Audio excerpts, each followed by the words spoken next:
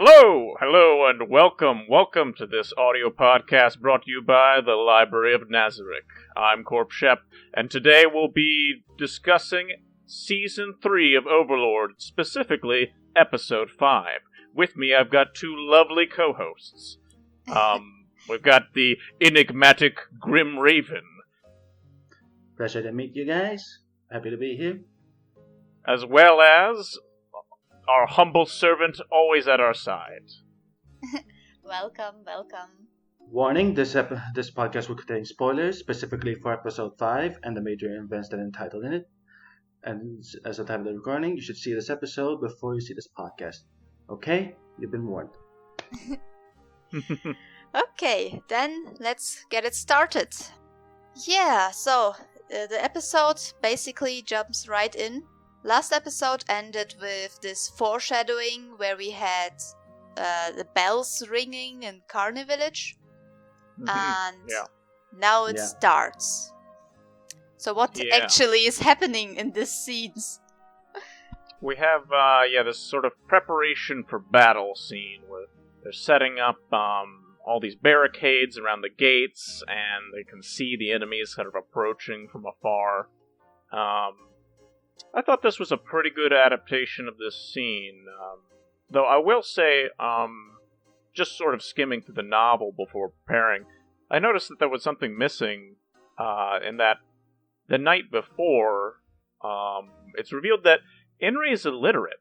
She can't read or write, and that she's actually learning how to do this to be a better village chief from Nfirea, which it's not that important, but I thought it was interesting to me that they didn't really bother with this detail that she is just a normal village girl, and in this time and era you might not actually get that kind of education at all, and that's probably where some of her lack of confidence stems.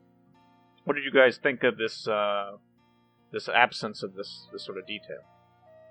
I admit it was noticeable for any light novel reader, but in the grand scheme of things, it's not really that important. I mean, we already knew from previous episodes that, and she herself has stated that Enry is not this real charismatic leader as such. She's just a simple village girl who got thrown into a similar leading situation where she has to lead the whole villagers, and she was appointed to the position of village chief, so she's not like she actually chose to be it.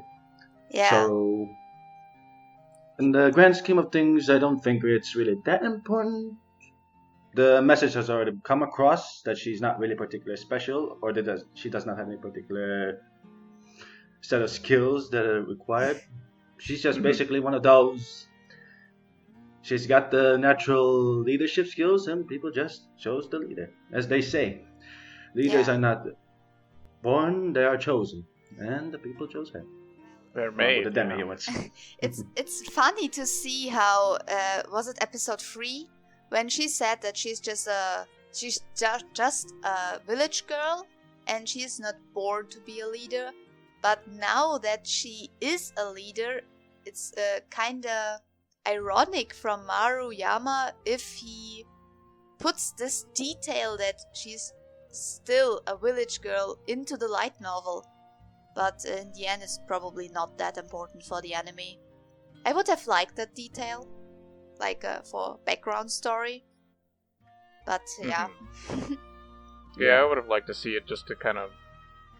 You don't really need her to have more humble beginnings, but even it's another detail that's also missing from episode 3, where they have the card when they call when they're sort of interrogating Enry, they have to call the one guard that can read to make sure that the papers she has to immigrate into Irantel are legitimate, right?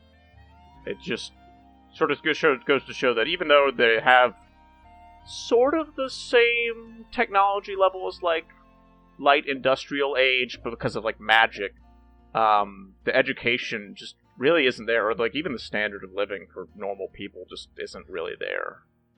Yeah, well, if you notice, the Kingdom of Aesthesia is not exactly the grandest of countries that will educate their peoples, or even proper education in their own government, so it's not really that surprising. It's one of the most backwards nations out of all the nations so far shown in the whole story. Seems like corruption and crime is really sapping away a lot of the extra resources that might have gone to the people. Yeah. Mm-hmm. Yeah. But all that aside, yeah. Right now, they're in the middle of a life or death situation because this massive army is about to attack. Yeah, I thought the scene of them setting up the barricades, it did a good job of just setting up the situation. So, to kind of like, okay, this is what's happening, this is what this episode's going to be about. Yeah. You actually finally see that all this training that happened with the villagers, where they were shooting arrows, that it finally has a meaning. But, guys, why are the attacking trolls and orcs? Why are they dying from 3 arrows to the hand?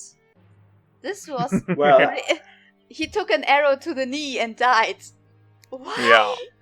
Well, as Skyrim joke aside, there's actually a particular reason that was clarified in the light novel that is not exactly clearly shown in the anime episodes. Most of these forest creatures are actually relatively weak, even by normal monster standards.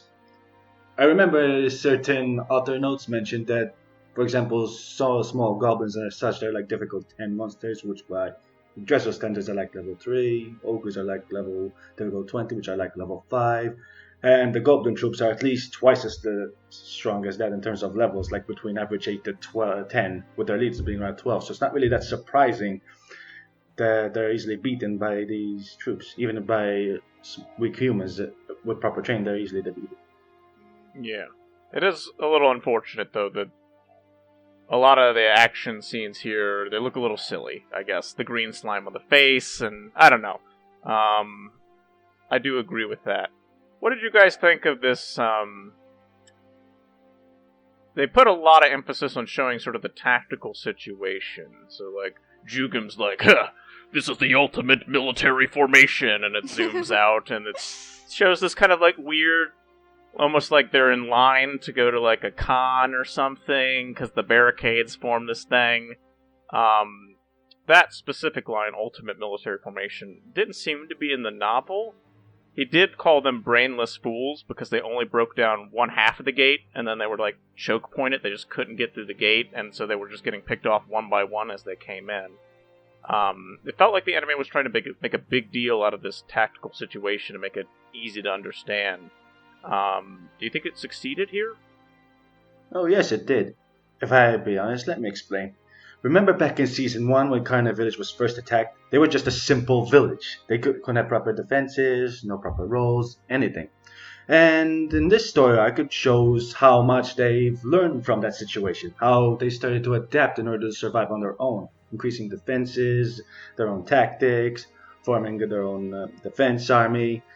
And the grander scheme of things, this episode seems to show how much they truly has developed as a village, how they've now at a level where they can start actually defending themselves and not just rely on other people's help. And I think it really conveyed that quite well in total grand scheme of things. Okay.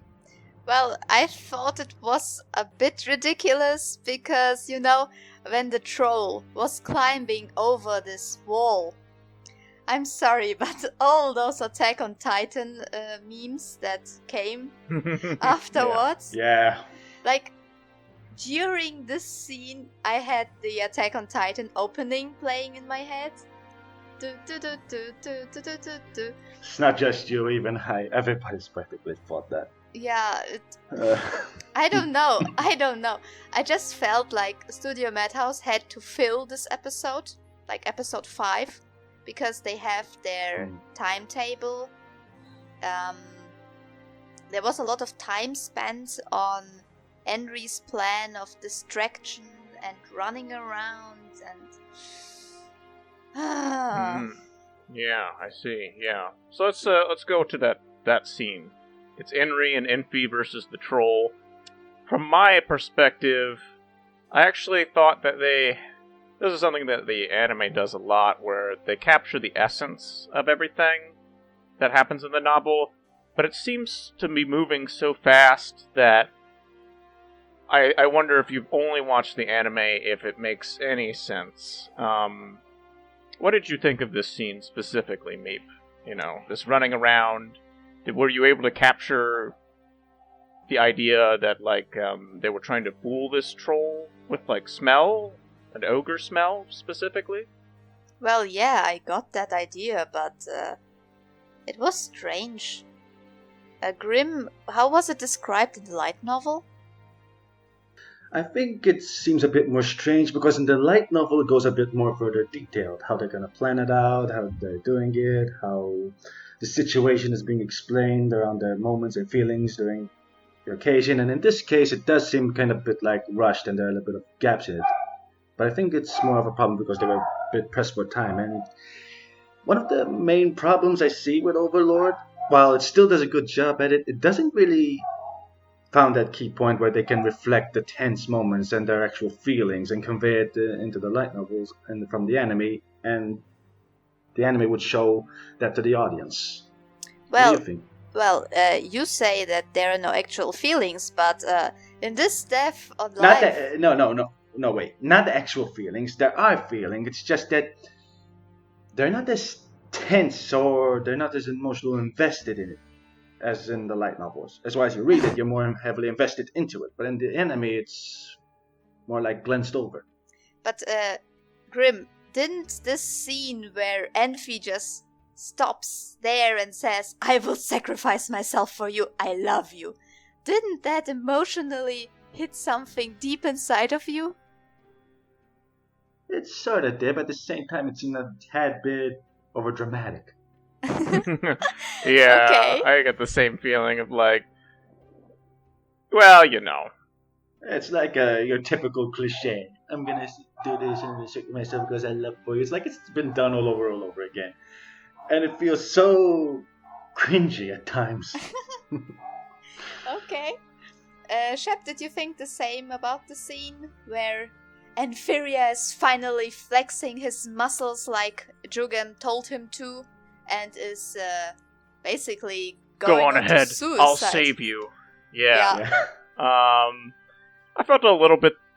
It was a little touching, but yeah, it didn't quite hit me. I'm not sure that the novel quite hit me in like Aw. that way either. To be honest, it's just like, you know, it's nice Yeah. to see him standing up and being brave here, but I don't know. Yeah, it just seemed like, to me, the stakes weren't quite clearly sort of laid out. And particularly in the anime, the troll is so slow and blundering, and he doesn't really feel that threatening in the anime. So, when he said, "Oh, there's no way that we'll both be able to escape. I'll stay here to hold this thing off, so it doesn't pincer attack us at the front gate," it didn't sell very well for me. I just felt like, it's so slow, it's so dumb. Is it actually going to Yeah. catch you if you run? Yeah, I agree. That But- that didn't get sold to me very well there. But if you consider the Titans in Attack of Titans, I didn't really feel it as well. I mean, those Titans seemed pretty stupid to me, and just because they were so tall, they were eating all these humans. I think it's not a problem of Studio Madhouse. Maybe just the way they scripted it, because you have switching angles from the front line and from the back line, and oh god, this love story in between, and yeah. What was actually Agu's role in the whole attack? Like in the beginning, they asked this little goblin to do his role, but I can actually answer that. This is another one of the few extra dialogues and bits of info that was cut. In the original light novel, in this arc, Agu and his tribe were more or less in charge of defending the walls, sending out that herbal stuff, like throwing against the monsters in order to distract their senses, their sense of smell, also shoot small bows and arrows. But like in this, in the anime, it was like almost completely cut off. In this one, they just showed that Agu and his tribes are there and they're going to play their own role, but they didn't actually do any specific role. So Well, they Yeah. did in the anime. Nfirea does hand them the alchemical items, and is like, just throw these at the enemy. And we do see that when the ogres are busting through the wall, and then there's the one ogre who's like, oh, there's slime on my face. No, my hand is stuck. Like, yeah, but that was like a quick 2-second scene. Like, but in the book, it was far more detailed, and they played a larger. Like, it seemed they played like a larger role. Like in this case, in the anime, it's like they were just quickly glanced over, and they focused more on the Nfirea and Enri's role rather than the villagers. For sure, there's a lot of sort of setup in general that was just missing here for the villagers, and just like getting everyone rallied together and laying out the defensive plans that was just missing from the anime. But they just tend to go for showing rather than telling in that regard. So they just show them fighting and executing well together rather than being like, all right, get ready, get your spears ready, get your bows ready, we're going to need to switch weapons when the gate breaks down, yada yada yada. So they didn't go over all that, but I thought that the overall battle was conveyed pretty well here. No, it was. I agree. Compared to the previous episode where we were first introduced to Gu, the war troll. Yes. What did you think about his appearance, about his zombie-like CGI? Well, actually, Gu really is in CGI. The ogres and the goblins are CGI, but Gu was not really CGI. It's more like a large 2D animation. If anything, I think Gu actually stood out more compared to the CGI, and it makes the CGI ogres and other trolls seem more like CGI rather than himself. Ah, yeah, okay. Okay. So, you liked him, basically. I liked him, but it felt like, in this case, they didn't really convey his undead zombie trollness, like... It's like he just stood there like being a harmless brute. Unless the goblin leader didn't actually specify it, like he felt he was like he undead or something. It seems more like just a mindless troll monster. Yeah. I thought it was interesting. And there were a couple hints. Like there's a cut on Gu that doesn't heal. But even the novel doesn't actually cover the front battle very much. It like immediately switches over to the troll chase with Enry and Nfirea. So I thought it did a pretty good job there. I thought Gu looked fine. He looked pale. I would have preferred...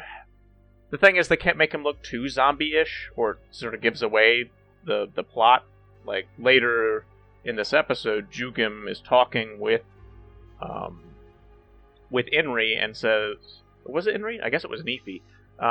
And says, like, yeah, there's something just a little too weird about the troll that I got this sword from, because he didn't regenerate, and he seemed really strange. But there are like so many different types of trolls out there that they can't really be sure that it was a zombie troll. It just could have been a weird troll sub-variant thing, right? Yeah, I agree. I mean, Gu was already a weird variant of a war troll, which is hardly ever seen. So, yeah, I can relate that.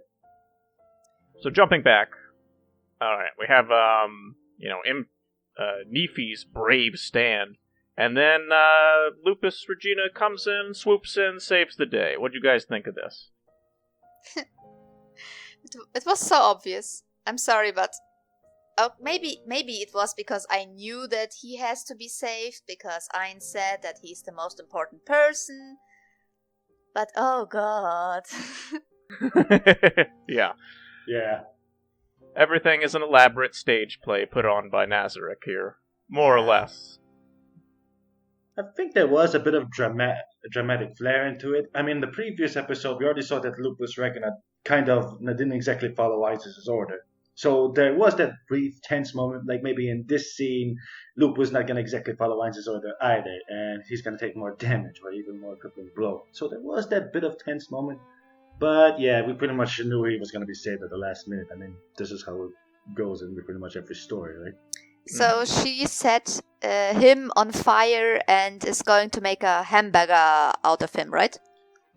Yeah. Oh yeah, there's one thing I forgot, because in the original light novel, she summoned like some kind of flame spell from the sky and hit the troll, and the troll was like regenerating in the beat pace and it kept pummeling up. This wasn't really actually shown in the anime. It's just shown like she being a hamburger patty. Mm. Yeah, even in the novel, a lot of it is off screen. where it's just like they're like, oh my god, I'm so glad you're okay, and then they turn back and the troll is just like a lump of meat trying to regenerate. But I'll play the role of Anithis here and say that it was probably the 3rd tier spell, Flame Strike, which is an iconic cleric spell. Yeah, it does, I'm gonna guess it was that, because that's like a very, like, it's like a holy pillar of flame that descends from the sky and then, like, blasts the area, and it's like, oh, okay, that's probably what they were going for. But they didn't even show that in the anime. They were just like, yeah, it's on fire. That happened off screen as well. I don't think he even mention what kind of spell she used in the light novel. No, she doesn't. Well, other than describing that it's this, like, jet white sort of, like, flame pillar that descends from the sky and just roasts everything. Yeah. Although I feel like I actually messed up the spell, so for all the way better D&D fans out there than me, I'm sorry. I might have misquoted that one. Don't worry about it. This is something interesting. So Lupu cracks a joke here that, like, wow, your HP's in the red. Are you okay? Do you think she's actually joking here? Or do the NPCs perceive the world in a different way from everybody else? Can they see HP bars? Like, actually, they do. Actually scolds Shaltir during the Ainz versus Shaltir fight for not using the, like, life essence spell to check on, like, Ainz's health and everything, even though he put up, like, false health data to fool her. It was pointless. But she seems to have an innate understanding that, like, oh, if I just keep hitting him with a lifesteal, I'm gonna win. Maybe that was, like, seeing HP bars? What do you guys think? Actually, I do think it's possible. I once asked Maruyama on his Twitter account if there are other NPCs who can actually measure other people's stats and levels. And he confirmed that in addition to R, there are several other NPC characters that can actually do it. And if you notice in the original volume, both Volume 8 and Volume 12, I'm not gonna spoil anything, I'm just gonna add this detail. Both those volumes have featured prominent as one of the previous members, and in both cases, the characters that interacted with them had their level reveals, unlike other New World characters. So in that regard, I think, they do have a way to measure HP, stats, status effects, and stars. I mean, Lupu is a battle mage cleric. One of her main jobs is to monitor HP and stats in a typical D&D party. So that makes sense. Yeah, that's true. In one of the side stories, they even talk about her having animal instincts, which is kind of a vague thing, but it's almost as if she can, like, kind of read people's intentions. So she might just have, like, enhanced senses in general that let her really determine the level of, like, health and sort of intentions that everybody has on the battlefield. Yeah. Oh, and a quick trivia, since this wasn't actually shown in the anime at all, Lupusregina is actually a werewolf NPC. It's even in her name, Lupusregina, which stands for Wolf Queen. Mm-hmm. That's something I don't think anime owners would figure out because it wasn't actually hinted at all. But by this point, everybody would know because of the character sheets and such if they read the light novels.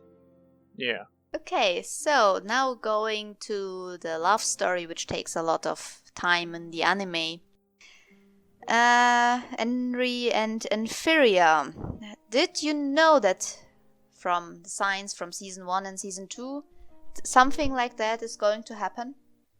Yeah, that was pretty much conveyed in Season 1. I mean, come on. They showed the members of Sword of Darkness and Momo and Nfirea around the fire, and they speaking about Nfirea's love for an Enry. Oh, they did? Yeah, they did. Did? I felt like this has always kind of been in the cards, and, trials forged everybody into different people, and this happened to sort of push them together. Yeah. For me, I mean, so specifically for this episode 5, what did you guys think of this, like, they're having their little, like, is this love? I don't know, talk after a charbroiled troll. Actually, I think that's pretty realistic. I mean, if you have somebody who you confess to for after a long time, the other party's not gonna immediately say, I love you back, like most anime series do. I mean, you guys get to take some time for you to analyze your own emotions. I actually kind of like that. It portrayed the relationship development a bit more realistic in life. Was it in the light novel as well? Just like this. Yeah. Yes. This scene is there, although I will say, I just wanted there to be, I don't know, a little bit more affection. I was kind of disappointed with the anime version of this scene. Like it seemed kind of rushed. It felt a little robotic. They were just kind of like staring out. Maybe they were just more traumatized by the battle than I thought. But they're just staring at the wall, being like, is this love? I don't know, maybe. I wanted to see the novel. It's a little bit more like they're leaning on each other. They're sighing. They're exhausted. They've been running around the village, being chased by a troll for God knows how long. They show a bit more intimacy. And so I just kind of wanted them to like lean on each other and hold hands and be like, is this love? But instead we get this, it's a bit more robotic. I didn't really like this scene that much. It could have been better. It should have been better. Yeah, you can agree. You know? Basically, you just wanted to show a bit more intimacy, not just like this stoic confession or such. I just need that lewd hand holding. Oh, God. Okay? That's what I need. Enough. That's what gets me We got going. enough lewd stuff Oh, coming boy. with their visit. I mean, boy. Nemu will be the next wife of Ainz Ooal Gown. So we have Sholtir, Okay, yeah. Albedo, Mare, Aura, now Nemu. He will have a harem at You this forgot. point. You forgot Evil Eye. Oh, Evil Eye. Of course, Evil Eye. And Teshi. Probably. You could take her as well. Wait, But, who? Zeshi. Teshi. Actually, I think Yeah. more people are actually The full harem. Mare or with Pandora's acting with her. We'll have to see that. Maybe. Maybe. Well, once the anime or the light novel gets for Slain Theocracy, we might see her again because she was like in season 2, episode 1, at the very beginning, playing Yeah, with her but that's gonna be a Rubik's long Cube. time. The Slain Theocracy arc is more or less seems to be leading like towards an end game type of story for the story, so it's gonna be a little while longer before we see them again, I think. But okay, Mm-hmm. did you feel like this visiting of Nazarick where Ainz had his, disgusting mask on? Did you think that it was the opposite of the fighting that we had? Was it happy? Was it supposed to be happy? Yeah. Yeah, I mean, this is kind of a wind down. You know, if you wanted to follow the traditional story arc, you know, you have your climax with the battle, and then you have kind of a slow sort of celebratory thing. And this was, I think that was what this was supposed to do. I felt it was really funny because when Carne Village was attacked, Enry said that she feels like an evil god is watching them. And a new meme. And later was she born. comes. And a new meme was born after that. Yes. And then she comes to Nazarick and says, he's truly a gentleman. Yeah. The Yeah. irony. Yeah, so for this sort of visiting as Nazarick scene, I was a little... So just going into it, there's a whole scene where they teleport into Nazarick that they just kind of like hand-waved away. I really wanted to see that scene because there was a chance of just getting the scantest glimpse at the seventh Pleiades sister. Ah, yes. The mysterious Aurora Omega. Or- I don't actually know how to say her Aurealis name. Omega. That's how it's spelled. Yes, that's the Yeah. one. But they just skipped it. They're just kind of like, well, we don't want to deal with that, which I understand. But She isn't It's a shame. important anyways. I mean, she's just the head maid and no one actually cares for her. I mean, we got Yuri Alpha in the episode. No, they care so for her. It's just that what we don't else have do an you official want? character design yet. And Mhm. I don't think they're gonna basically improve a new character. And it was only like for 2 seconds. yeah, they so weren't I going don't to think it was gonna commit. be worth the animation budget for a new I character just- design. To appear only 2 seconds. So But a voice Yeah. line. I just wanted to get something. Yeah, a voice from the background, like, hello there, something. Yeah, there you go. Yeah, that would have sold the character immediately. yeah. Yeah, then But suddenly you have a Mhm. story. Okay, so the last question that I have about this scene. Why is Ainz keeping his identity safe from Nfirea and Enry? Yes, she was actually. But why? Well, if you recall back in Volume 1, Ainz first showed up in order to save Enry and her sister against the slain theocracies, Empire Knights, or whatever they're called. They reacted in shock and horror. And, well, this wasn't... And I think, if I remember correctly, he stated that after that event, he manipulated their memories in order not to remember him, that he was an undead creature. So, yeah. At this point in the story, they still don't know he's an undead. So he's trying to keep his real image as a secret, so not to rattle everybody's puzzles. And to keep Nfirea in check, I think. Yeah, he just needs to hide that he's, a big scary bone daddy. Because nobody actually knows, other than, Nazarick people. Spooky, now, anyway. scary skeletons. Yeah. But this commentary of Nfirea when he said that Enry is probably going to marry Ainz, that was because he thinks that Ainz is a human? He just feels... I feel like there's just a inferiority complex here because, they're both magic casters, except Ainz is way better than him, is way richer. He's just kind of like, you're not gonna, I love you. Like, just feels a little... It can never measure up. He can never beat Ainz. He's just too powerful, too good. Yeah. But I think he's being a bit... He's just being a bit too self-conscious, yeah. He's, Yeah, he needs a little bit more confidence in himself. He's quite pretty good. And the skills are quite good for his own character. Yeah. But in the end, we still got our loot hand-holding. Yep. Yeah. Although hardly the loot thing that most people were completely freaking out over from the scene, but yeah. What do you think will now come? This arc is finished? Oh, now comes the real good ones. The true horror and despair, and the misery and untold fortunes. That's what I would like to call the next upcoming episodes. Well, that was a concrete answer. Anime onlys have no clue. They have no clue at all.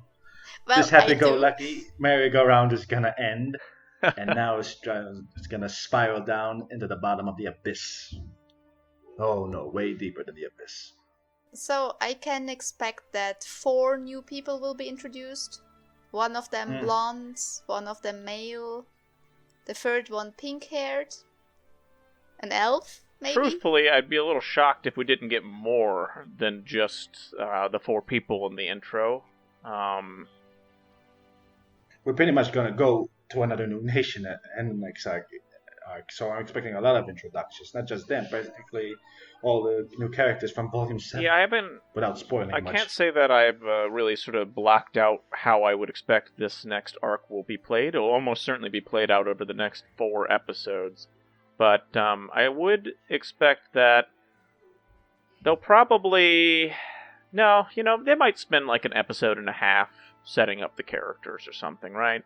Maybe they won't get to all the characters. But yeah, I think we will definitely see those 4 that you were describing in this next episode. Mm-hmm. Yeah, so maybe... not just them, most likely as well as Jerknev and Fluder, the ones that were introduced at the end of Season 2, will probably get an introduction to them as well. Indeed, the leader of the Empire and the court wizard, more or less. Yeah. I was missing them this episode, because I thought that there would be a glimpse, but there will be talk about potions, right? Something Ainz foreshadowed. That's a good point, actually. There was something missing from this episode, and I don't know if they're actually going to cover it. I think it would be weird if the next episode starts with him talking about potions with Nfirea. I think that'll just be strange. I thought that they were actually just going to skip this entirely. In the novel, basically, Ainz just convinces them to keep the purple potion a secret by citing the monster attack on the village and being like, if the village's value increases, only more things are going to attack you guys. We need to keep it secret. Instead, sell the potions only to me, and I'll take care of them for you. And so it's like, Yeah, Oh, the monster attack that you set up, or you're using as an example of a reason why he shouldn't tell anyone about the potions. And it works. So, everything's working against, to his 10,000-year plan. Yeah, of course. yeah, it's a his super infamous handsome. 10k plan. He sees all. So, last question. Grim, what Yeah? did you think about Demiurge's perfect menu for 3 people? I'd say it's pretty good. The guy definitely has the potential to become the head chef of Nazarick's new restaurant chain. Okay. I mean, he's got a lot of, experience with agriculture. He caters constantly yeah. for his livestock, in the very least. I mean, the guy's got a lot of experience. Yeah, and he knows how to breed top quality meat and products. That's true. To make sure that they He's- fine quality He's meat. always pushing the envelope on, the next innovation in a well-breeded and well-stocked larder. But did you know what they're going to eat? I mean, they have the menu, right? Yeah. I thought it was actually They pretty much interesting explained that they it. put this little menu joke in here where the maid talks for 30, 40 seconds straight about all the things they're going to eat, and they're going to eat frost dragon flank from a dragon from the game. Ancient frost dragon from Jotunheim. Yeah, I was like, wow. Yeah. They spent I think they actually extended a lot of time on that, so. Yeah, I think they actually extended it a little from the light novel. They had a bit more extra of the menu. Comic relief, maybe? Yeah, probably. I was just reading something d'oeuvre, again, and then I thought, God, they will never eat that. It's all French. Yeah, most of it was French. Yeah. I guess whoever made the game was really into French cooking, because, they just sort of threw in all those recipes and styles. It's, It might weird, have been. actually. Well, French food is usually considered the highest quality establishment of high cuisine, so... and Nazarick is supposed to be the highest quality host, after all, so... Most likely it's a small reference to That's it. a good point. I mean, are the Maybe. maids, is that the maid outfit for, French maids? That kind of... I don't actually know much about Yeah, that. most of their names are actually French. Yeah. Actually, I think most of their names are from French, actually. Kiskis, Lemonade, That's true, Fourré. yeah. Except for the ones that are named after numbers. But yeah, that is a good point. One Yeah. of the supreme beings who made the maids was probably really into French culture or something like that, or at least French maid culture, and maybe thus French If I cuisine. recall, one of them was actually a manga artist who specializes in maid fetishes. That's true. Yeah. White Brim, if I remember. Yeah, White Brim.